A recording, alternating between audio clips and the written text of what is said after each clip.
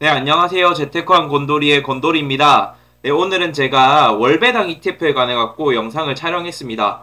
이 월배당 ETF는 정말 많은 분들이 이제 관심이 있었던 분야고, 또 구독자분들도 몇몇 분들은 댓글로 월배당 ETF 관해서 영상을 조금 만들어주면 좋겠다라고 싶어서 제가 이 주말에 영상을 또 야심차게 만들어서 찍었거든요. 분명 이 영상 여러분들 끝까지 시청하시면 도움될 만한 내용들을 제가 많이 넣었습니다. 그리고 실제로 제가 필드에서도 월배당 ETF 관해서는 상담을 많이 했기 때문에 진짜 웬만한 누구보다는 잘 알 거라고 생각을 하거든요. 그래서 영상 끝까지 시청해 주세요.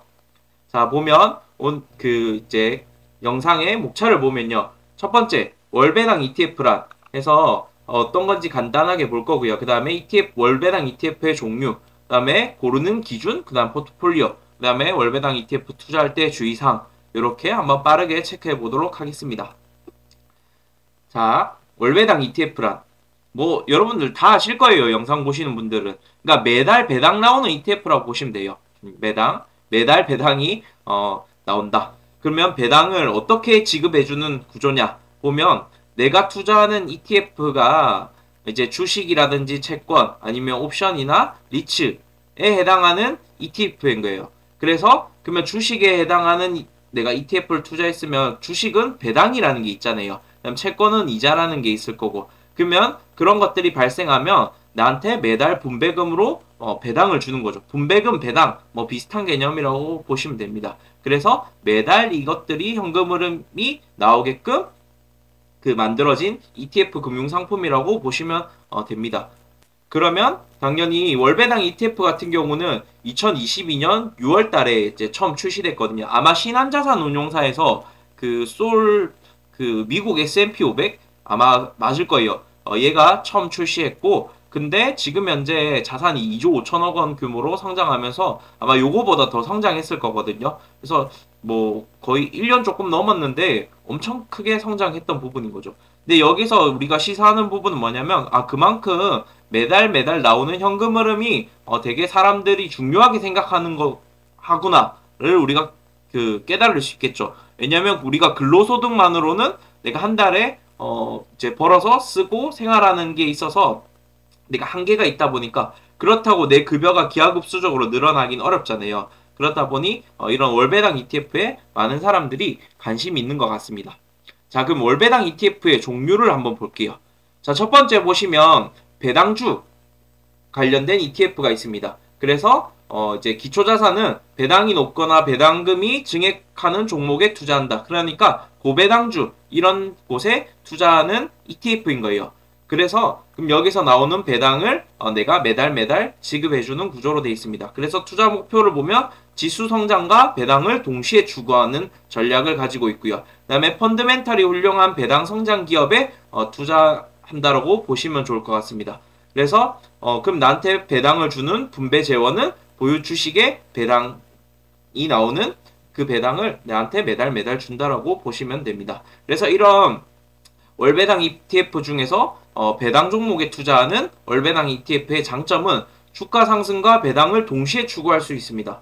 왜냐하면 주식에 투자하는 거니까 주가가 당연히 상승하는 걸 기대할 수도 있고, 그 다음에 중간중간에 나오는 내가 배당도 쏠쏠하게 가져갈 수 있는 부분이겠죠.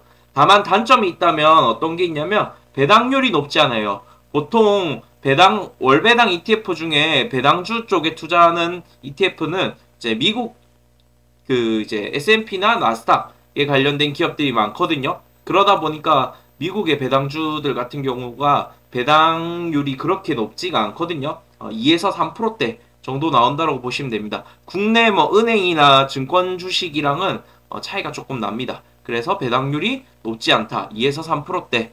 그렇기 때문에 당연히 월 현금 흐름을 만들기가 좀 어려울 수 있겠다. 맞죠? 월배당 투자하시는 분들 같은 경우는 그래도 매달 꼬박꼬박 유의미한 현금 흐름이, 분배금이 나와야 되는 부분이 있는데, 배당주에 투자되는 그 ETF 같은 경우는 그걸 조금 추가하기 어려울 수 있다. 라는 관점이고요. 자, 그 다음에 두 번째는 뭐냐면 리츠예요. 리츠에 투자되는 월배당 ETF인 거예요. 리츠라고 하면 여러분들 그냥 부동산이나 아니면 그 부동산 관련된 이제 증권에 투자하는 회사라고 보시면 돼요. 즉 리츠에 투자하면 내가 그냥 부동산에 투자했다라고 생각하시면 쉽습니다. 그래서 투자 목표 같은 경우는 소액으로도 전문적인 부동산에 투자가 가능하죠. 그리고 경기 호황 시에는 이제 부동산 공실이 감소하고 임대 수익이 증가하기 때문에 이런 장점이 있습니다. 그래서 분배 재원은 뭐냐면 부동산에서 발생하는 임대 수익, 그 다음에 부동산의 시세 차익을 나한테 월배당으로 지급해준다. 그래서 장점은 아까 말씀드렸다시피 부동산 경기가 호황일 때 임대 수익이랑 시세 차익 등으로 이 ETF 자체의 가격이랑 배당이 높아질 수가 있다. 단점은 뭐냐면 지금처럼 부동산 경기가 안 좋을 때는 뭐냐면 가격도 그렇고 배당도 그렇고 그렇게 안 좋을 수 있다라고 볼 수 있습니다.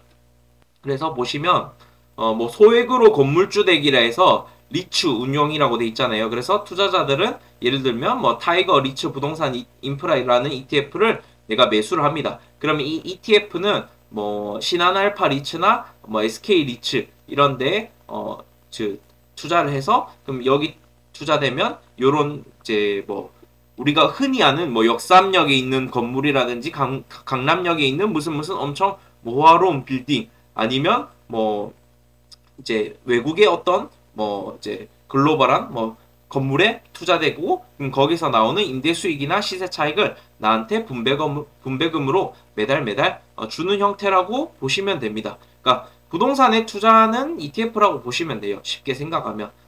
근데 여기서 문제는 뭐냐면 지금처럼 장이 안 좋잖아요. 시장이 안 좋으면 그럼 이렇게 가격이 빠집니다. 아까 신한알파 리츠라고 있었잖아요. 여기 투자된다라고 했는데 그럼 신한알파 리츠 자체의 가격을 보면 어때요? 가격이 쭉 빠졌죠.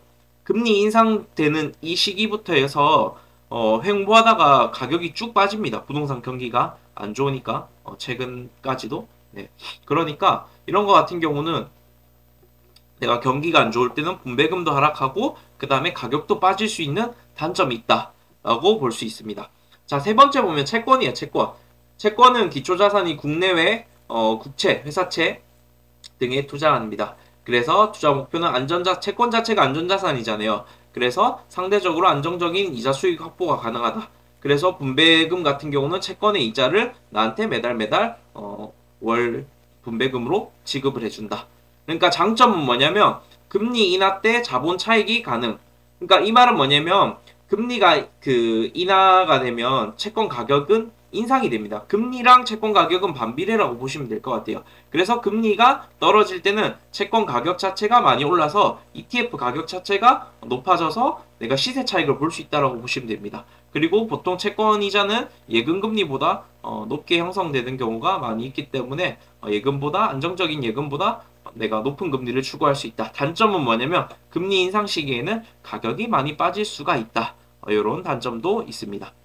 자, 그리고 빠르게 보면 네 번째 커버드 콜이라고 있거든요. 커버드 콜은 뭐냐면 기초 자산은 이제 해당 자산을 매수하는 형태고요. 주식이면 주식, 뭐 이제 기초 지수면 지수를 매수하는 형태고 반대로 콜 옵션은 매도하는 형태입니다.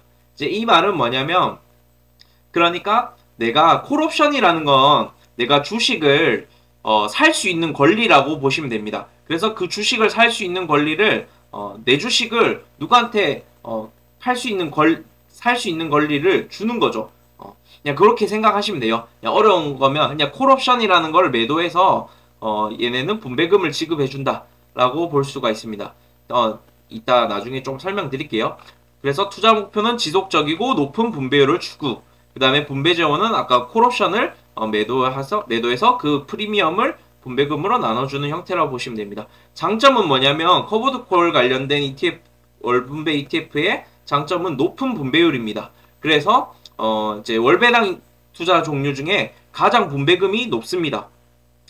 대신 단점은 뭐냐면 상승 시기에 기초 지수보다 낮은 상승이 단점입니다. 왜냐면 콜옵션을 매도하기 때문에. 그러니까 얘는 만약에 나스닥을 추종하는 커버드 콜 지수라 ETF라 치면 일반적인 나스닥 ETF가 올라가는 것보다 얘는 덜 올라갑니다. 낮은 상승. 왜냐면 콜옵션을 매도했기 때문에 대신 그 분배 매도한 거에 이제 프리미엄은 있는 부분인 거지만 그러니까 쉽게 생각하면 올라갈 때는 덜 올라갑니다. 기초 지수보다. 만약에 주식이면 주식보다도 덜 올라가는 형태라고 볼 수 있습니다. 자, 커버드 콜 전략은 이것만 기억하면 됩니다. 어렵기 때문에 제가 체크했는데 주가 지수를 매수하고 콜옵션을 매도하여서 주가 지수가 상승할 때는 수익이 제한되지만, 그러니까 올라갈 때는, 상승할 때는 덜 올라가는 형태가 커버드 콜. 그러니까 상승하면 별로 안 좋죠. 맞잖아요. 뭐 누구는 뭐 나스닥에 투자했는데 50% 올라가는데 나는 올라가는 게, 상승한 게 20% 정도밖에 안 된단 말이에요. 그러니까 상승 시에는 수익이 제한되지만 횡보나 하락할 때는 추가 수익을 얻을 수 있다. 그러니까 횡보할 때 같은 경우는 아까 콜옵션을 매도한 프리미엄을 받는 개념이다 보니까 그 추가적인 수익이라든지, 그다음에 하락 시에는 그 매도에서 발생하는 프리미엄으로 방어를 하기 때문에 하락할 때는 주가 지수 떨어질 때보다 덜 떨어진다고 보시면 됩니다. 그러니까 상승할 때 덜 올라가고 하락하거나 횡보하면 좋은 거예요. 특히 하락할 때는 덜 하락한다 라고 볼 수가 있습니다. 그 다음에 두 번째는 국내 상장된 옵션의 매도 프리미엄은 비과세예요. 그래서 분배금으로 지급 시 세금이 부과되지가 않습니다. 그래서 이제 국내 주식이라든지 뭐 코스피라든지 이런 지수를 추종하는 그 이제 커버드 콜 ETF 같은 경우는 비과세다. 분배금이 비과세다. 15.4% 안 낸다 라고 보시면 되고요. 다음 세 번째는 콜옵션 매도 비중을 조정할 경우 주가지수 상승을 일부 따라가면서 옵션 프리미엄을 동시에 획득 가능. 그래서 콜옵션이랑 그 다음에 그 이제 비중을 잘 조절하면 주가도 상승도 추구할 수도 있고 내가 매도 프리미엄도 받을 수 있다. 뭐 그런 ETF들도 괜찮은 ETF다라고 해서 체크를 했습니다. 보면 아까 제가 커버드컬 전략 해서 상승 시에는 어때요? 수익이 제한된다 맞죠? 네, 올라갈 때는 얘는 많이 못 먹어요. 커버드콜 전략 같은 경우. 대신 횡보하거나 하락할 때, 특히 하락할 때 같은 경우는 일반적인 지수보다 덜 하락합니다. 옵션 프리미엄으로 손실을 축소하는 전략을 펼치고 있다. 그게 이제 커버드콜 전략이라고 보시면 됩니다. 자, 그러면 다음 넘어가서 보면 월배당 ETF를 고르는 기준, 요거 한번 보도록 할게요. 월배당 ETF를 고르는 기준. 자, 보시면 첫 번째는 뭐냐면 성장성이에요. 성장성. 여러분들 월배당 ETF가 있잖아요. 아무리 배당이 높아도 있잖아요. 주가가 성장하지 못하면 아무런 의미가 없어요. 특히 국내 고배당주들 같은 경우 뭐 은행, 뭐 증권사는 뭐 최근에 이제 그 코로나 이후에 주가 거래가 많아서 주가가 좀 많이 올라가긴 했는데 그런 이제 배당이 높은 기업들 같은 경우는 아무리 배당이 높아도 주가가 하락하거나 하면 크게 의미가 없어요. 안 그래요, 여러분들? 배당 뭐 아무리 많이 주면 뭐예요? 내 자산이 뭐 거의 제로에 수렴하, 0에 수렴하게 되면 크게 의미가 없잖아요. 그러니까 중요한 건 뭐냐면 주가도 잘 올라가는 그 성장성이 중요한 부분이겠죠. 그래서 국내 고배당 기업들 중 배당률은 높지만 주가 하락이 큰 기업들이 많죠. 그러면 제대로 된 배당 투자라고 볼 수가 없습니다. 그래서 월배당 ETF, 특히 월배당 ETF에 투자할 때는 그 주가 자체도 방어가 되거나 얘가 꾸준히 성장할 수 있는 이제 ETF인가 이걸 잘 체크해 봐야 되는 거고요. 그래서 주가 성장, 배당 성장이 가장 이상적인 성장성이다. 주가도 성장해야 되고 가면 갈수록 그다음에 배당도 꾸준히 계속 올라가야 되는 거겠죠. 그래서 그런 성장성을 잘 보셔야 됩니다. 자, 두 번째 뭐냐면 당연히 월배당 ETF 투자니까 배당이 중요한 영역이겠다. 맞죠? 자, 월배당 ETF에 투자하는 분들은 보통 제가 상담해보면 은퇴를 앞두신 분들이거나 아니면 주로 나이가 연령대가 한 5, 6, 70대가 가장 많아요. 제 제 구독자 연령대를 보니까 5, 60대가 제일 많으시더라고요. 네, 그래서 그분들한테 조금 도움이 많이 되었으면 좋겠다는 마음도 있습니다. 아니면 빠른 현금 흐름을 만들고 싶은 젊은 층들.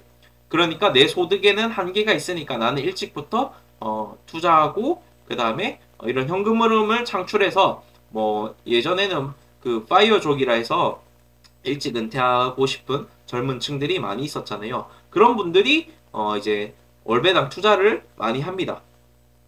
자, 그렇기 때문에 월배당 ETF에 투자하는 이유를 생각해 보세요, 여러분들. 아무리 여러분들 주가의 성장성이 아무리 있어도 월 현금 흐름이 안 나오면 이 투자를 지속해서 계속 내가 꾸준히 투자하는 게 어려워요. 그렇다고 성장성이 진짜 뭐 주가가 급등하는 영역도 아니거든요. 지수에 투자하거나 ETF 투자 같은 경우는 성장도 사실 우와 성장 잘한다 해도 찔끔찔끔 올라가는 정도가 다일 겁니다. 근데 오히려 주가가 빠져도 월 배당이 높으면 버틸 수 있거든요. 왜냐면 분배금 받는 재미도 있기 때문인 거죠. 그렇기 때문에 배당이 이게 적게 나오면 안 돼요. 실질적으로. 배당이 어느 정도는 좀 뒷받침해줘야 내가 그래도 뭐 매달 매달 제2의 월급 받는 그런 재미가 있구나 라는 생각이 들거든요. 그치만 또 배당이 과도하게 높으면 주가가 빠지거나 성장하지 못하는 이제 이치가 있죠. 네, 그래서 배당이 너무 높으면 주가가 과도하게 많이 빠집니다. 대신 성장을 기업이 성장을 꾸준히 주가가 쭉 계속 올라가는데 배당이 과도하게 높은 기업도 없는 거죠. 그런 투자도 없는 부분인 거. 그러니까 얘네들을 잘 믹스해야 돼요. 이 성장성과 배당을 있잖아요. 잘 믹스해야 돼요. 그러니까 성장도 하고 그다음에 배당도 어느 정도 되는 형태로 맞춰야 되는 부분인 거죠. 자, 그래서 제가 생각할 때는 뭐냐면 사회초년생, 물론 사회초년생이라고 했지만 제가 볼 때는 한 20대에서 40대 정도까지는 어떻게 봐야 되냐면 장기 투자할 수 있다는 가정하에 분배금보다는 성장성이 높은 월배당 ETF에 투자하는 게 좋아요. 그러니까 여기 성장성에 제가 볼 때는 한 7 정도 줘야 되고 배당은 한 3 정도 줘야 된단 말이에요. 왜 그러냐면 얘는 장기 투자를 할 수 있는 나이대잖아요. 그러니까 성장성에 조금 더 초점을 맞추는 게 좋을 것 같다. 그래서 최대한 분배금 받잖아요. 월 분배금 받으면 요거는 재투자. 그러니까 다시 그 ETF를 재매수하는 거예요. 그래서 투자 자체만 보더라도 얘가 우리가 주식이라든지 투자는 얘는 복리의 효과가 있는 부분인 거거든요. 근데 여기서 나오는 배당도 내가 한 번 더 재투자한다. 그럼 스스로 복리의 효과를 더 극대화하는 거죠. 내가 재투자함으로써 스스로 복리를 더 만드는 거예요. 그렇기 때문에 나이가 안 많으신 분들은 분배금은 재투자, 그러니까 쓰지 말고 재투자하는 게 유리하다. 아니면 뭐 반은 쓰고 현금으로 뭐 사실 월배당 이제 월급처럼 쓰기 위해서 투자하시는 분들이 많으니까 반은 쓰고 반은 재투자. 그리고 적절한 분배금과 성장을 동시에 추구해야 돼요. 그래서 대신 나이가 어리니까 난 성장으로만 갈래. 그러면 제가 해보니까 오래 투자 못해요. 재미가 없거든요. 이거는 투자는 여러분들 재밌게 해야 돼요. 그리고 월배당이나 이런 거 같은 경우 배당 투자는 모아가야 되거든요. 네, 중장기적으로 꾸준히 모아가야 되는 거기 때문에 좀 마라톤처럼 길게 보셔야 됩니다. 그러려면 내가 적절한 재미는 필요합니다, 여러분들. 그래서 이렇게 보시면 될 것 같고요. 다음에 나머지 은퇴를 앞두신 분들 같은 경우는 제가 봤을 때 5, 6, 70대 분들 같은 경우는 이분들은 장기 투자를 못 하세요. 하실 수도 없고, 네, 장기 투자를 못 해요. 그렇기 때문에 당장의 현금 흐름이 중요하거든요. 이런 분들 투자를 뭐 이제 연세가 얼마 안 남으시는데 어떻게 장기 투자합니까? 네. 그래서 요런 분들 같은 경우는 분배금은 가능한 재투자하면 좋지만 뭐 당연히 재투자하면 복리 효과가 극대화되니까 좋지만 생활비로 활용한다라고 가정을 해야 되겠죠. 그렇기 때문에 솔직히 성장은 안 하고 가격이 그대로만 유지되어도 이분들은 잘하신 거예요. 그래서 가격이 그러니까 성장 안 해도 돼요. 네, 가격이 그냥 그대로 유지되고 분배금만 제때 많이 들어오면 이런 분들 같은 경우는 사실은 뭐 월배당 투자했었을 때 되게 좋은 효과를 볼 수 있거든요. 그래서 요 두 분 케이스 같은 경우는 다르게 포트폴리오를 짜셔야 됩니다. 다르게 짜야 되고, 자, 정리해서 보면 사회초년생 투자자들 같은 경우는 월배당 같은 경우는 시드머니 확보라든지 목돈 마련에 투자 목적이 있습니다. 그래서 이런 분들은 성장을 추구하는 형태로, 왜냐면 장기 투자 가능하고 장기로 보면 이제 주가는 올라가게 돼 있으니까 성장을 추구하는 그러니까 주가 성장, 배당 성장, 그리고 분배라든지 재투자 관점으로 보면 재투자하는 쪽으로 가셔야 됩니다. 그래서 분배금을 다 쓰시면 안 돼요. 네, 다 쓰시면 안 되고, 그리고 은퇴생활자금 아까 5, 6, 70대 분들은 당연히 생활자금이 목적이겠죠. 요분들 같은 경우는. 그래서 안정성을 추구해야 되는 거고, 요분들 같은 경우는 분배금을 수령하는 형태라고 볼 수가 있습니다. 자, 그래서 포트폴리오 또 제가 영상을 또 찍어서 말씀드릴 건데요. 지금 영상 시간이 어느 정도 됐다 보니까 다음 영상에서 여러분들 제가 월배당 포트폴리오 어떻게 체크되면 좋을지 한번 또 여러분들한테 말씀드리도록 하겠습니다. 감사합니다.